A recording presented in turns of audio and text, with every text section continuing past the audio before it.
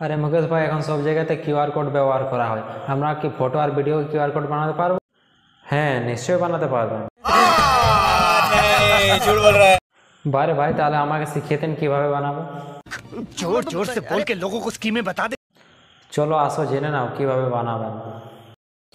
আপনার মোবাইলে গুগল চলে আসুন। গুগলে আসার পরে এখানে সার্চ মারুন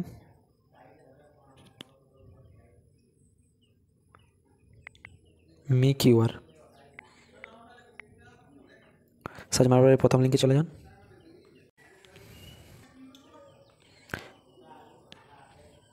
এখানে যাওয়ার পর আপনাকে দেখিয়ে দিচ্ছি ফটোর একটা কিউআর কোড বানিয়ে।